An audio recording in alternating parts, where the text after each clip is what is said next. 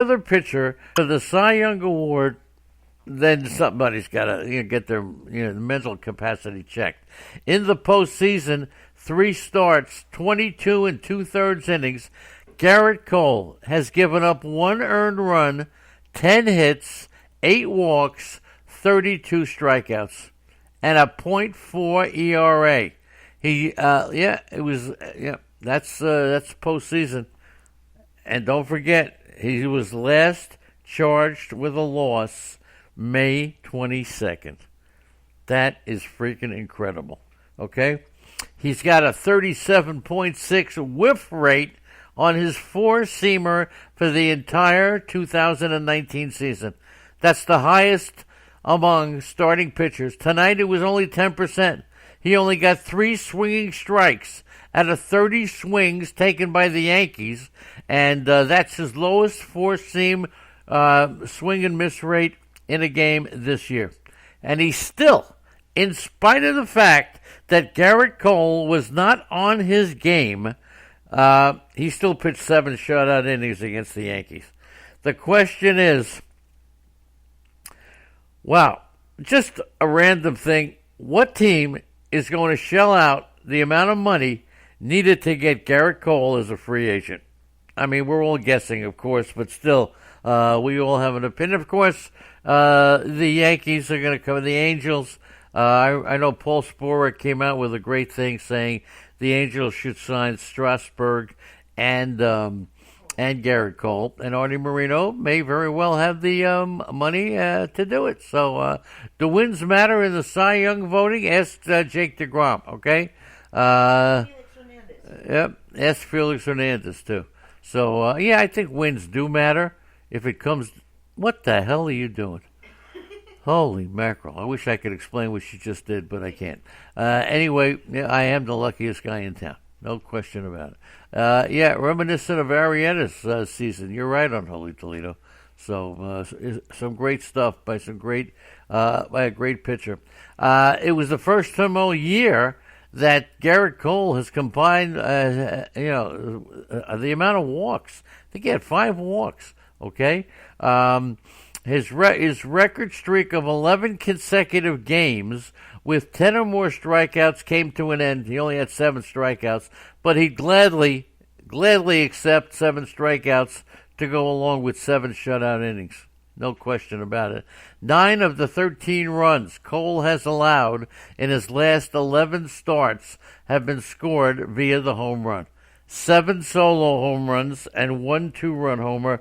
It just, look, he could throw a clinker of a pitch, but to get him consistently, to get a rally off of Garrett Cole, this has been one of the most remarkable pitching seasons in the history of Major League Baseball. Garrett Cole. And he has struck out 10 or more batters in each of his first 2 starts this postseason. He was looking to become the first pitcher in postseason history with 10 or more strikeouts and 3 state outings in the same postseason. He would have joined, there are only 2 pitchers who have had 10 or more strikeouts in 3 straight games in the same postseason. Anybody think they can name the 2 pitchers, okay? One was in 2013, the other one was in 2010. One of them is still pitching, the other one is not, obviously, okay? Who are the 2 pitchers who have struck out 10 or more batters in 3 games in the same postseason? One was 2013, the other one was 2010. Andy, I'll go take a nap, okay? Yeah, you can guess, okay? You can absolutely guess, okay? I'm not saying, because I'm not saying, okay. So the only 2 pitchers who have struck out 10 or more batters 3 straight games in the same postseason, okay? The last time Garrett Cole did not strike out 10 batters in a start prior to last night was August 1st, okay? Yeah, that's right, August 1st. And he walked 5, and that ties a career high. He also walked 5 in the middle of June in 2018 against Tampa, I remember. So that was the middle of June against Tampa. 7th time this year that he has just gotten 1 strikeout through 2 innings, right? Back in early August, he did the same thing. Okay, so and that was the last time he didn't have 10 strikeouts in a game. I'm sorry. All right, the answer to the question: the two pitchers with 10 or more strikeouts 3 games in a row in the same postseason. Are you ready? Mm-hmm. Cliff Lee and Justin Verlander. Verlander in 2013, Cliff Lee in 2010. Okay? So Garrett Cole, 32 strikeouts, 1 run allowed in 3 starts this postseason. The other players with 30 or more strikeouts and 1 run or less in 3 postseason games, once again it's Verlander in 2013, who was the other pitcher in 1998, okay, with 30 or more strikeouts and only 1 run or less in the 3 games in the postseason. Who was the only other pitcher? Verlander did it in 2013. Who was the other guy? The Astros, with just 1 run in the first inning, made Severino throw 36 pitches. Right? Houston had the lowest strikeout rate in the Major League Baseball. They fouled off 9 pitches, 7 of them with 2 strikes. And the question was, look, were the Yankees going to take the same approach and make Cole work just as hard? But what the Yankees did, the Yankees were swinging early in the count as they tried to avoid a 2-strike situation with Garrett Cole. That's it. So in the first inning, it's hard to load the bases, not get a double play, walk a batter, and still throw just 14 pitches. Garrett Cole did that in the first inning. What an unbelievable job. In the first inning. Okay? Unbelievable. The Yankees swinging early in the count. So he loaded the bases. He did not get a double play. He walked the batter and still just threw 14 pitches. Okay? That's what Garrett Cole did in the first inning. Honey, could you scratch my back? Thank you. Or anybody else want to scratch my back? So the last time Garrett Cole had bases loaded in the first inning was the middle of June. He faced Randall Grichuk with 2 outs and the bases loaded, and he struck him out. Today he got out of it with a ground ball. Garrett Cole, when the chips are down, when the going gets tough, I get going. That's what I say, and Garrett Cole does the same thing. Okay? That's right. Now I get some Gleyber Torres information for you. Clement, Mad Bum, the 2 pitchers. Did I give the answer? I don't know if I gave the answer. So Verlander was 1 pitcher who had 3 10-plus strikeouts. The other one, are you ready for this? You forgot about this guy, I'll bet, right? Kevin Brown. That's right. Kevin Brown in 1998. 32 strikeouts, 1 run allowed in 3 starts. The only other pitchers with 30 strikeouts, 1 run or fewer allowed in 3 games in the postseason. Justin Verlander in 2013. Kevin Brown did it in 1998. Okay? And I remember the time that Kevin Brown held out for more money and he couldn't get his contract signed, was not satisfied, and he in the time that he played without his contract, while he was trying to get an extension, he was the worst pitcher in baseball. I had a psychiatrist on as a guest, Dr. Sam Cohn. I'll never forget this. And he said, "Hold on to Kevin Brown, trade for him.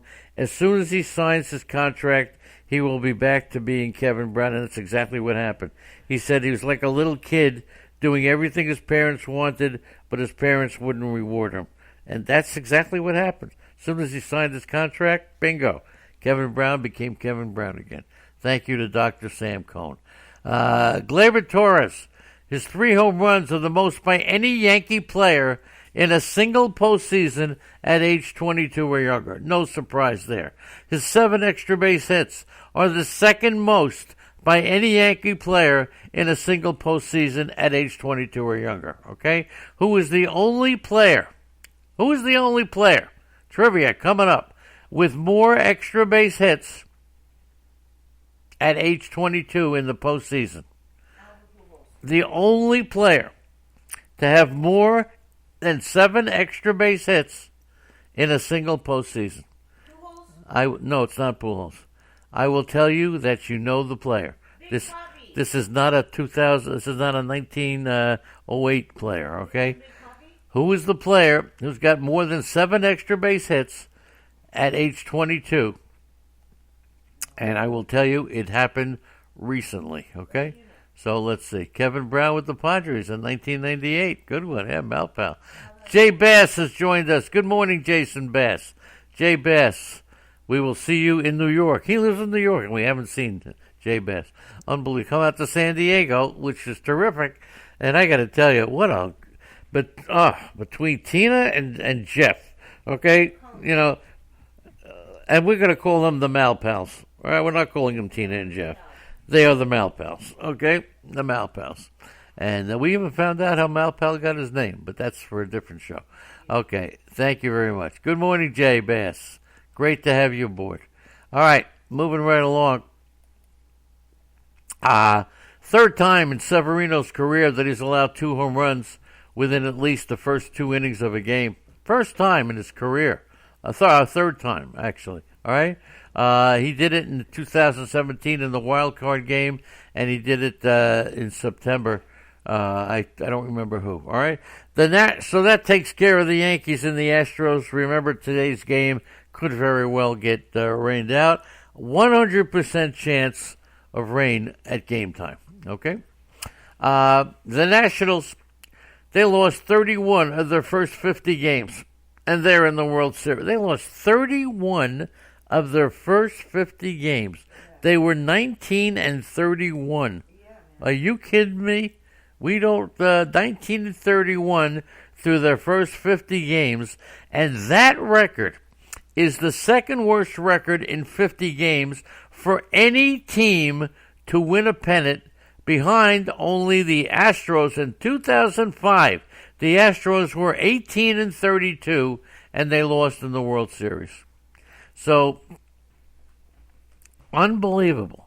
They will be the Nats trying to be the first team to with the worst 1-loss record in the first 50 games to win the World Series.